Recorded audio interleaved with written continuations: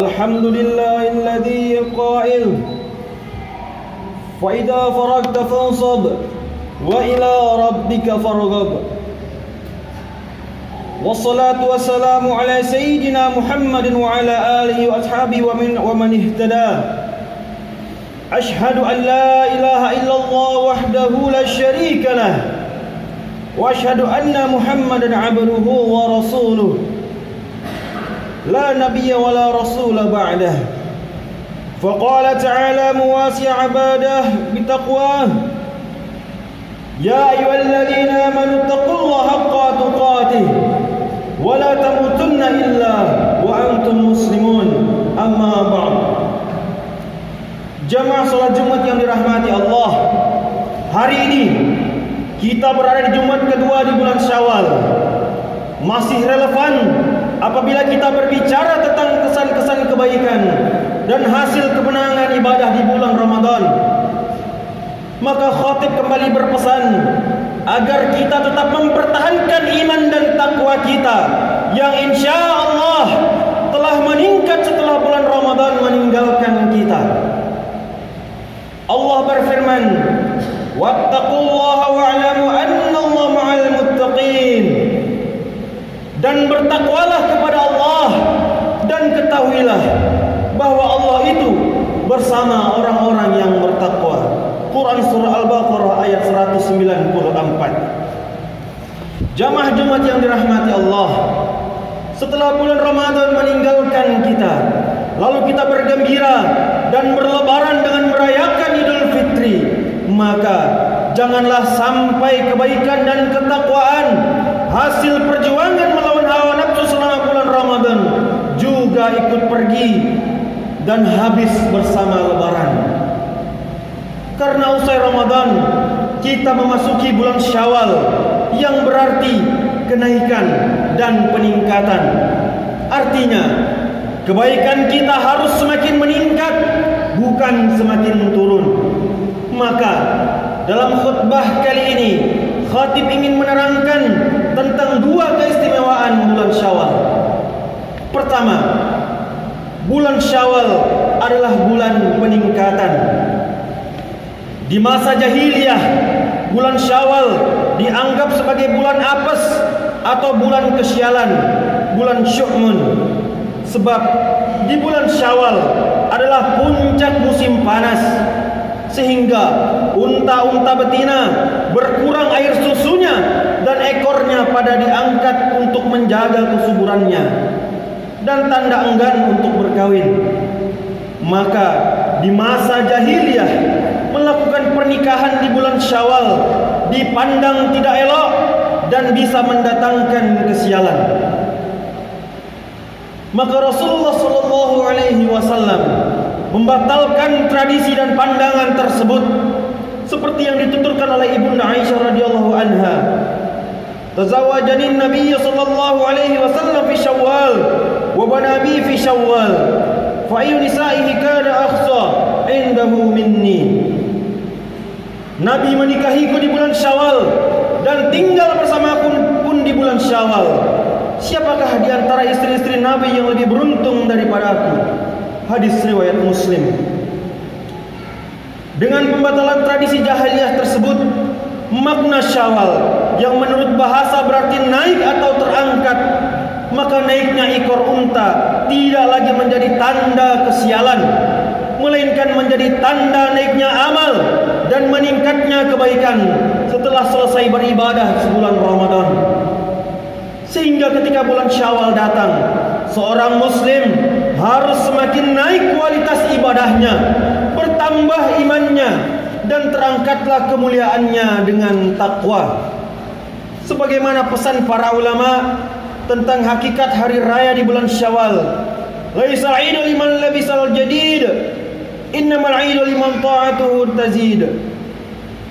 Bukanlah hari raya itu milik orang yang berbaju baru, namun hari raya itu milik orang yang ketaatannya semakin bertambah. Diriwayatkan bahwa ada seorang tamu yang datang ke rumah Sayyidina Ali radhiyallahu an di hari raya Idul Fitri. Tamu itu mendapatinya sedang makan roti yang kering. Maka berkatalah ia, "Wahai Amirul Mukminin, di hari raya begini Anda makan roti kering?" Maka berkatalah Sayyidina Ali radhiyallahu an, "Al-yawma 'idu man qubila siyamuhu wa qiyamuhu, 'idu man ghufira dzambuhu wa syukira sa'yuhu wa qubila 'amaluhu. Al-yawma lana 'id wa ghadan lana 'id, wa kullu yawmin la ya'sallahu fihi fa huwa lana 'id." Kata Sayyidina Ali radhiyallahu an, hari ini adalah hari raya bagi orang yang diterima puasa dan salat malamnya. Hari raya bagi mereka yang diampuni dosanya, disyukuri usahanya, dan diterima amalnya. Hari ini adalah hari raya kami, dan besok juga hari raya kami. Sebab setiap hari di mana Allah tidak didurhakai, maka itulah hari raya kami. Jamaah Jumat yang dirahmati oleh Allah, maka bulan Syawal, di mana hari pertamanya adalah hari raya Idul Fitri, bukanlah hari lebaran dalam arti bubar seluruh kebaikan yang sudah kita jalankan selama bulan Ramadan, melainkan adalah hari Tasyawwal atau Syawal, yakni hari peningkatan dan kenaikan kualitas pribadi kita. Semakin baik ibadahnya, semakin dalam ketakwaannya, semakin kuat imannya, serta semakin indah perilakunya. Hadirin jamaah Jumat yang dirahmati Allah, keistimewaan bulan Syawal yang kedua, yakni bulan Syawal adalah bulan untuk melanjutkan kebaikan. Menunjukkan keistimewaan bulan Syawal adalah bahwa niat berihram untuk haji sudah bisa dimulai sejak bulan Syawal. Artinya bahwa kebaikan dan keutamaan besar yang didapat selama bulan Ramadan jangan sampai berhenti dengan datangnya bulan Syawal, namun harus tetap dipertahankan dan dilanjutkan. Di antaranya dengan niat beribadah haji bagi yang mampu melaksanakannya, dan waktunya sudah bisa dimulai sejak memasuki bulan Syawal. Selain itu, baik bagi orang yang mampu melaksanakan ibadah haji ataupun yang belum mampu, ada kesempatan untuk mendapatkan keutamaan besar, yakni dengan berpuasa 6 hari di bulan Syawal. Waktunya langsung sehari setelah merayakan Idul Fitri, yakni hari kedua di bulan Syawal. Seorang muslim yang ingin mendapatkan keutamaan puasa setahun penuh bisa memulai puasa lagi selama 6 hari di bulan Syawal. Sebagaimana Rasulullah SAW bersabda, "Man shama Ramadan tsumma atba'ahu sitta min Syawal kana qasiyamid dahr." Barang siapa yang berpuasa Ramadan kemudian diikuti dengan berpuasa 6 hari di bulan Syawal, maka baginya pahala puasa selama setahun penuh. Hadis riwayat Muslim. Nabi Muhammad SAW menjelaskan secara langsung pahala puasa selama 1 tahun itu dengan sabdanya, "Man jaa bil hasanati falahu 'asyru amsalihha." Barang siapa yang melakukan 1 kebaikan, maka dia akan mendapatkan 10 kali kebaikan sepertinya. Dan dalam riwayat yang lain dikatakan, "Siyamu syahri Ramadan bi asyrati amsalihha wa siyamu sittati ayyam bi syahraini fadzalika siyamus sanati." Puasa sebulan Ramadan seharinya dikalikan 10 hari sepertinya, atau sama dengan 300 hari atau 10 bulan. Sedangkan puasa 6 hari Syawal dikalikan 10 hari sama dengan 60 hari atau 2 bulan. Maka jadilah seperti berpuasa setahun penuh. Hadis riwayat An-Nasa'i, Ibnu Majah dan Ibnu Huzaimah. Puasa 6 hari bulan Syawal itu bisa dilakukan baik secara berurutan ataupun tidak berurutan. Yang penting jumlahnya sebanyak 6 hari. Dan sebagian ulama berpendapat bahwa puasa Syawal 6 hari itu sebaiknya dilakukan setelah hutang puasa Ramadannya dijalankan. Namun hal itu hanyalah keutamaan. Bagi yang ingin mendahulukan puasa Syawalnya tetap diperbolehkan. Selain itu, puasa sehari saja karena Allah keutamaannya sangatlah besar. Sebagaimana sabda Nabi SAW, "Man shama yawman fi sabilillah ba'adallahu wajhahu 'anil nar 70 kharifa." Barang siapa yang berpuasa sehari saja di jalan Allah, akan Allah jauhkan wajahnya dari api neraka selama 70 tahun. Hadis riwayat Bukhari. Jamaah Jumat yang dirahmati oleh Allah, bagi seorang muslim di dunia ini tidak adalah istilah rehat atau istirahat. Jikapun ada, maka beralih dari satu amal atau ibadah kepada bentuk amal dan ibadah yang lain. Itulah hiburan dan istirahat baginya. Allah Subhanahu wa taala berfirman, "Fa idza faragta fansab."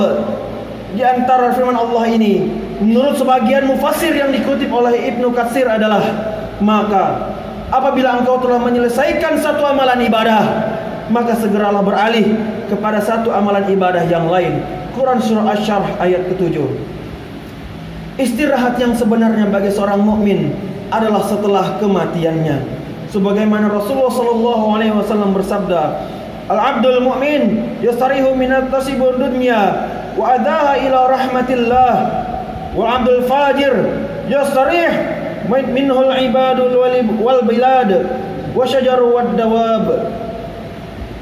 Seorang hamba yang beriman itu akan istirahat dari kepenatan dunia dan kesakitannya ketika kembali ke rahmatullah atau meninggal dunia. Sedangkan seorang hamba yang fajir, yang buruk, yang jahat itu, kematiannya akan menjadi istirahat bagi masyarakat dan negara, juga bagi pepohonan dan binatang dari kejahatannya. Hadis riwayat Bukhari. Seorang mukmin akan mengabdikan dirinya kepada Allah sepanjang hayatnya, sebagaimana yang diperintahkan oleh Allah Subhanahu wa taala, "Wa'bud rabbaka hatta yatiyakal yaqin." Dan sembahlah Tuhanmu hingga datang kematian kepadamu. Quran surah An-Nahl ayat 99. Maka semboyan seorang muslim adalah, "Inna salati wa nusuki wa mahyaya wa mamati lillahi rabbil alamin." Sesungguhnya salatku, ibadahku, hidup dan matiku, ku persembahkan semata-mata kepada Allah, Tuhan penguasa alam semesta. Quran surah Al-An'am ayat 162. Barakallahu li wa lakum fil Qur'anil azim wa nafa'ani wa iyyakum bima fihi minal ayati wa dzikril hakim. Aqulu qawli hadza wastaghfirullah li wa lakum wa lisairil muslimin fastaghfiruh innahu huwal ghafurur rahim.